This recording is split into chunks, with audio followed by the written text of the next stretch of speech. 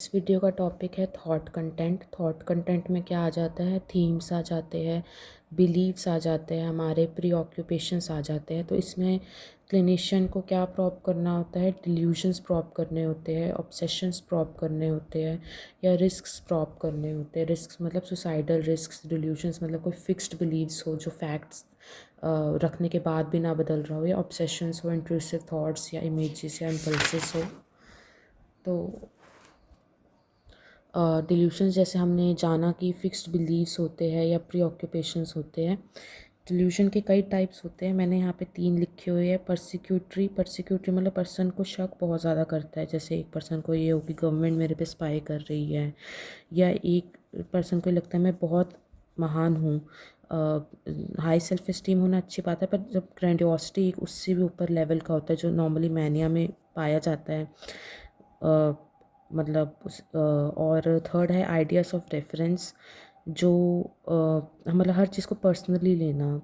Normally वैसे भी ये कॉग्निटिव डिस्टॉर्शन भी एक होती है, पर्सनलाइजेशन, पर ये डिल्यूजन से बोल रहे हैं कि कॉग्निटिव डिस्टॉर्शन में अगर फैक्चुअली सोचेंगे तो उस इंसान को समझ आ जाएगा, पर डिल्यूजन्स में उसको नहीं समझ आएगा। उसको लगेगा सब उसी को ही रेफ़र करा जा रहा है, कोई भी बात हो रही है तो उसी के लिए हुई है। तो फिर ये कंटेंट ऑफ थॉट का फर्स्ट पार्ट है जो क्लिनिशियन को चेक करना होता है, डिल्यूजन। फिर क्लिनिशियन को चेक करना होता है ऑब्सेशन। ऑब्सेशंस में क्या आ जाता है कि उसको कोई पर्सन को इंट्रूसिव थॉट्स, इमेजेस या इम्पल्सिस तो नहीं है, उसको कोई हार्म होने की डर तो नहीं लग रहा है, या उसकी फैमिली मेम्बर्स का हार्म हो जाएगा।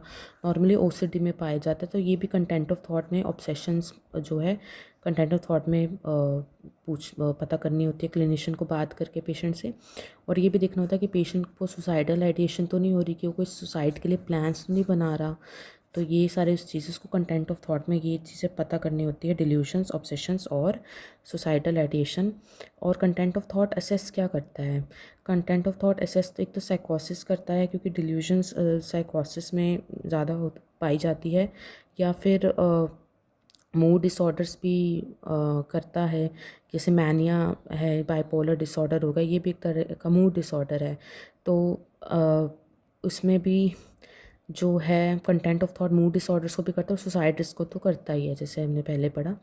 और cultural norms must be considered, ये बहुत इंपॉर्टेंट है। कल्चरल नॉर्म्स को बहुत ज़रूर कंसिडर करना है। अब जैसे इंडिया जैसे देश में विच क्राफ्ट बहुत कॉमन है, खासकर विलेजेस में, या फिर हर जगह ही वैसे कि माना जाता है कि खासकर कि लेडीज़ में या जेंट्स में भी कि भूत आ गया, लेडीज़ में ज़्यादा माना जाता है। खासकर कि जब कोई जगराता होता है तो उसमें हम ये नहीं कहते कि पर्सन को डिल्यूजन हो रही है, क्योंकि वो नॉर्मेटिव है, नॉर्म बना हुआ है।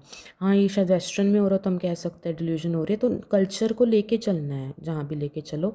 और फॉर्म ऑफ थॉट में क्या आ जाता है, फॉर्म ऑफ थॉट का मतलब है कि क्या स्ट्रक्चर आ रहा है, क्या आउटपुट आ रहा है, कि स्ट्रक्चर जो है थॉट का वो लॉजिकल है, और जो प्रोडक्टिव आउटपुट आ रहा है क्या वो ठीक है।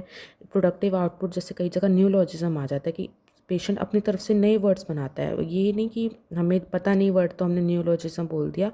वो वर्ड के डिक्शनरी में भी नहीं है, कहीं पर भी नहीं है। कभी बार हम ऐसे लिख देते हैं ओकेश, वो न्यूलॉजिज्म में नहीं आएगा। मतलब उससे अपने मेड अप वर्ड्स होते हैं जो दुनिया में कहीं भी नहीं पाया जाता।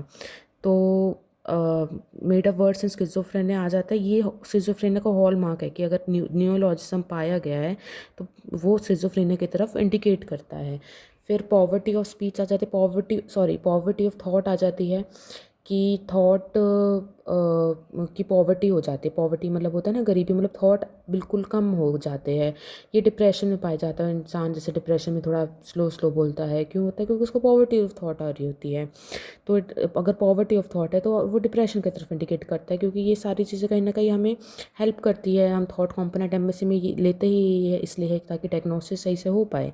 और एक होती है प्रेशर स्पीच मतलब तेज़ तेज़ तेज़ तेज़ बोलना, जो मैनिया में इंसान बहुत बहुत तेज़ तेज़ बोलता है कि सामने वाले के लिए कॉम्प्रहेंड करना थोड़ा मुश्किल हो जाता है। तो प्रेशर स्पीच हो रही है तो वो मैनिया की तरफ इंडिकेट करता है। ये सिर्फ इंडिकेटर्स, इसका मतलब नहीं कि प्रेशर स्पीच हो गई एक बार तो मैनिया है, ये ऐसा नहीं होता, बट ये एक इंडिकेटर्स है।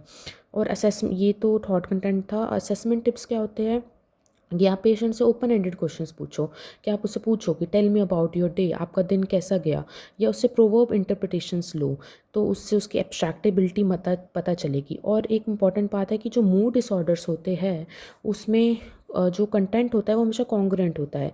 मूड डिसऑर्डर्स को साइकोसिस से नहीं करना। आपको ये हो सकता है किसी को डिप्रेशन हो तो उसको डायग्नोज साइकोसिस कर दे, नहीं, क्योंकि मूड डिसऑर्डर्स में हमेशा कॉन्ग्रुएंट थॉट कंटेंट होगा। कि अगर डिप्रेशन है, depression is a kind of mood disorder, तो उसमें गिल्ट पाई जाएगी, तो कॉन्ग्रुएंसी है। मैनिया है, मैनिया में ग्रैंडियोसिटी पाई जाती है, तो कॉन्ग्रुएंसी है। और कल्चरल कॉन्सिडरेशंस भी लेके चलनी है। नॉन वेस्टर्न एक्सप्रेशंस में जो भी मतलब इंडिया में भी स्पेशली कोई भी हो गया, हरियाणा हो गया, या कहाँ जहाँ भी, मतलब आई मीन जो भी गांव है वहाँ पे ये नहीं कि आप वहाँ पे बाइस होके चलो। कईयों का नॉर्म्स ऐसे होते हैं, बात करने का तरीका ऐसे होता है। तो नॉन वेस्टर्न एक्सप्रेशन से बाइसेस अवॉइड करने हैं। Thank you.